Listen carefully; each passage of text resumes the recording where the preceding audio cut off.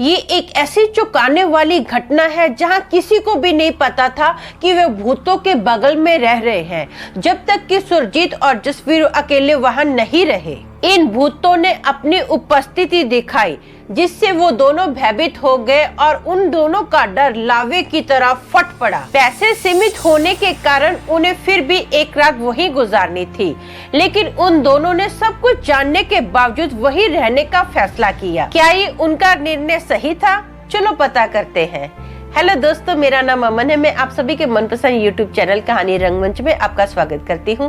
उम्मीद करती हूँ कि आप सभी अच्छे और स्वस्थ होंगे। इसी तरह की वीडियो देखने के लिए आप मेरे चैनल को सब्सक्राइब कीजिए और हाँ, बेल आइकन को दबाना मत भूलना, ताकि आपको आने वाले वीडियो के नोटिफिकेशंस मिलते रहें। तो चलिए शुरू करते हैं आज का भयानक किस्सा।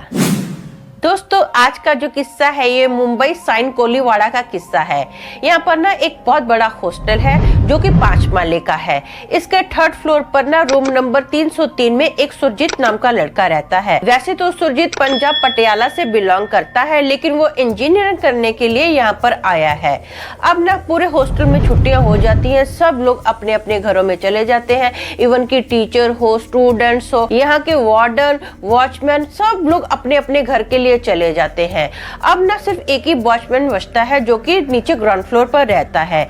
अब सुरजीत का एक और क्लासमेट होता है जो कि रूम नंबर 301 में रहता है। इसका नाम जसवीर है। ये भी पंजाब राजपुरे से बिलोंग करता है। इन लोगों ने पश्चिम एक्सप्रेस में एक ही दिन टिकट बुक करवाई थी पंजाब जाने के लिए। नंबर जो थे आसपास ही थे, लेकिन जो टिकट थी ना 2 दिन के बाद कंफर्म थी। अब ये लोग डिसाइड करते कि ऐसा करते हैं, 2 दिन के बाद की ट्रेन है तो हम लोग 2 दिन हॉस्टल में ही रुकते हैं। हॉस्टल में ये दोनों होते हैं और नीचे एक ग्राउंड फ्लोर पर वॉचमैन होता है। ये लोग डिसाइड करते हैं यार अभी खाने पीने के वांदे लग गए हैं, क्योंकि हॉस्टल तो बंद पड़ा है, अभी हम लोग क्या करें। ये लोग क्या करते हैं, अपनी ना पहले से 2 दिन पहले एडवांस में कैब बुक करवा लेते हैं। इनके हाथ में थोड़ा सा पैसा बचता है तो ये ना दारू लेकर आते हैं, मटन चिकन लेकर आते हैं रात के वक्त और खूब मौज मस्ती करते हैं। जोर जोर से गाने सुनते हैं, पिक्चर देखते हैं और दारू पीते जा रहे हैं। दारू पीने के बाद ना अब ना जसवीर को नींद आने लगती है। वो बोलता ठीक है यार मैं अपने रूम में जाता हूँ और सो जाता हूँ। तो सुरजीत बोलता है ठीक है सो जा। अब ना गुड नाइट बोल के जसवीर तो निकल जाता है, सुरजीत भी सो जाता है। लगभग 2:30 बजे ना सुरजीत की आंख खुलती है। उसको ऐसा लगता है कि जैसे कोई रो रहा है। बहुत सारे लोगों की उसको रोने की आवाज आती है, ऐसे ऐसे जैसे कोई आहें भर भर के रो रहा है ना। सुरजीत को ऐसी आवाज सुनाई देती है। सुरजीत सोचता है यार ये आवाज कहाँ से आ रही है, पूरे हॉस्टल में तो हम 2 ही लोग हैं, लेकिन ये कई लोगों की रोने की आवाज आ रही है। तो सुरजीत अपने रूम का दरवाजा खोलता है और इस आवाज को फॉलो करता है। आवाज को फॉलो करते करते वो रूम नंबर 306 के पास पहुंचता है और ये देखता है कि दरवाजे के नीचे से ना अंदर से रोशनी आ रही है और ना इसको नजर आता है कि रोशनी में कुछ साए चल रहे हैं। अब इसकी नजर थोड़ी सी ऊपर जाती है तो ये देखता है कि दरवाजे के बाहर तो लॉक है।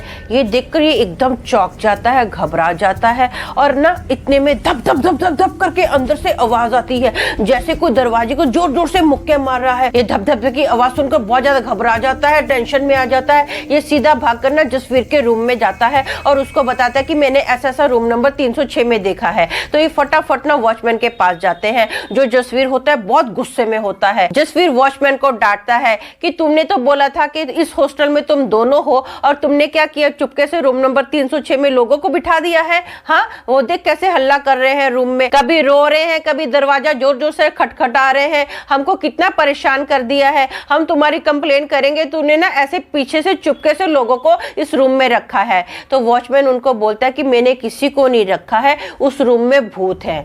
ये बात सुनकर ना सुरजीत तो एकदम डर जाता है। जो जसवीर है वो जोर से हंसना स्टार्ट कर देता है। बोला क्या फेंक रहे हो, वो वॉचमैन को बोलता है हमको क्या तुम बेवकूफ समझते हो, हमारे क्या माथे पे लिखा है कि हम लोग पागल हैं, बेवकूफ हैं। तो वॉचमैन बोलता है नहीं नहीं नहीं नहीं, मैं सच बोल रहा हूँ, आप मेरी बात का भरोसा कीजिए। दरअसल क्या हुआ था ना, यहाँ पर बहुत साल पहले इस रूम में 4 लड़के रहते थे, जिसमें से एक को ना घुटने का प्रॉब्लम था, वो अच्छे से चल नहीं पाता था। तो डॉक्टर ने उसको एक क्रीम और दवाई लिख कर दी थी। वो जो क्रीम थी ना बहुत ज्यादा कॉस्टली थी और जो दवाई थी ना डॉक्टर के लिखे बिना कोई भी मेडिकल उस दवाई को नहीं दे सकता था।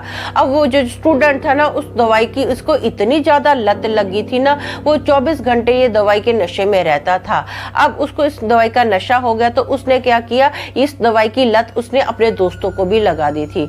इसके जो दोस्त थे ना, तीनों के तीनों मतलब चारों रूममेट मिलकर ना इस दवाई का नशा करने लग गए। उनको इस दवाई के बिना रहा ही नहीं जाता था, उनको हर हालत में ये दवाई चाहिए ही चाहिए रहती थी। वो डे बाय डे सूखते गए थे, कमजोर होते गए, उनको चलने फिरने में भी बहुत ज्यादा प्रॉब्लम हो गई थी, उनको खाना भी हजम नहीं होता था, लेकिन उनको ये दवाई चाहिए ही रहती थी। वो लोग इस दवाई के लिए इतने पागल हो गए थे ना, वो बहुत ही ज्यादा मुश्किल से चल चल के रेंग रेंग के मेडिकल स्टोर में जाते थे और दवाई लेकर आते थे। अंत के उनके जो दिन थे ना, बहुत ही भयंकर थे, उनसे चला भी नहीं जाता था। वो तो रेंग रेंग के अपने हाथों घुटनों के बल ऐसे से रेंगते थे और मुश्किल से चलते थे। अंत में चारों की इस दवाई की वजह से ना मौत हो गई थी।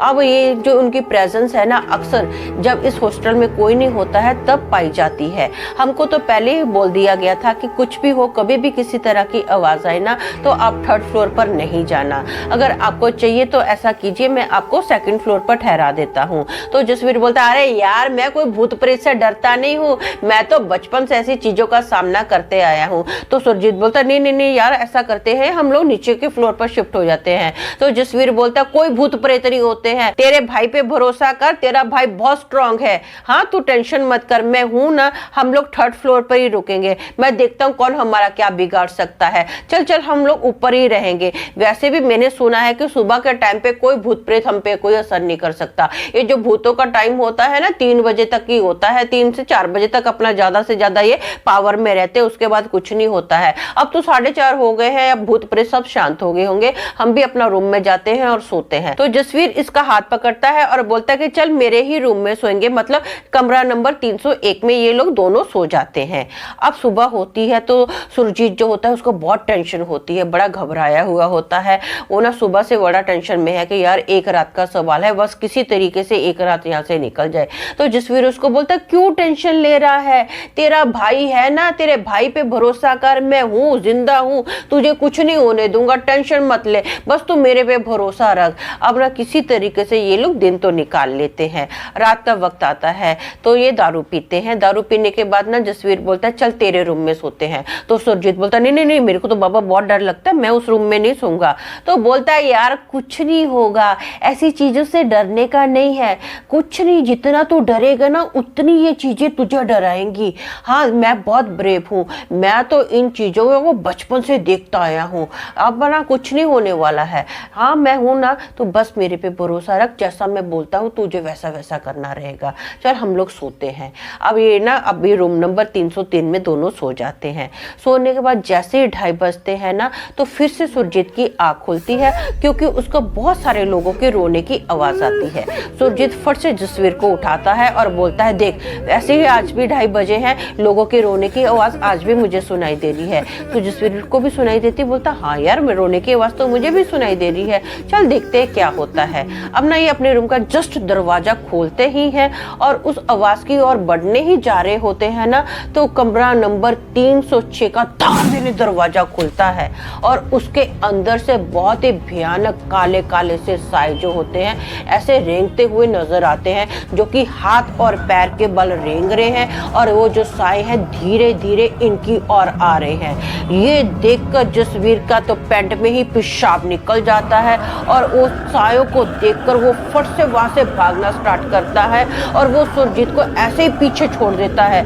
सुरजीत भी उन सायों को देखकर बहुत ज्यादा घबरा जाता है, फटाफट वो भी नीचे भागना स्टार्ट करता है। ये लोग सीधा वॉचमैन के पास आकर रुकते हैं। वॉचमैन को पूरी घटना बताते कि ऐसा ऐसा हमने रूम के अंदर से साए को बाहर आते हुए देखा है। तो वॉचमैन बोलता है कि वो जो साए है ना 3रे माले पर ही रहेंगे, नीचे नहीं आएंगे, आप यहाँ पर रुको, मेरे पास रहो, आज रात इधर ही गुजारो, आप यहाँ पर ज्यादा सेफ हो। तो ये बोलते हैं हाँ तेरी बात सही है। अब ना बहुत ही ज्यादा ये दोनों घबराए होते हैं, पूरी रात इनको नींद नहीं आती है। जैसी सुबह होती है, अर्ली मॉर्निंग इनकी जो ट्रेन थी वो आने वाली थी, तो फटाफट इनकी कैब आ जाती है। तो ये ना वॉचमैन को बोलते यार हमारा सामान ऊपर है, प्लीज हमारी मदद करना, सामान उतारने में हमारे साथ चल। तो वॉचमैन इनके साथ जाता है, पूरा सामान इनका गाड़ी में इनको डाल देता है और बोलता है कि साहब आप जाइए। तो ये बोलते हैं ठीक है। अब ये पंजाब में तो चले जाते हैं। वापस जब आते हैं ना तो ये हॉस्टल में नहीं रुकते हैं, ये पूरी घटना अपने दोस्तों को बताते हैं और पीजी के तौर पर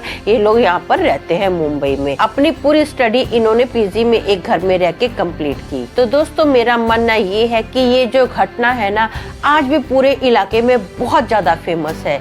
लेकिन आप ये जानकर हैरान रह जाएंगे कि आज भी बहुत सारे जो लोग हैं ना वहीं पर रहते हैं और उन्हें इस बात से कोई फर्क ही नहीं पड़ता है।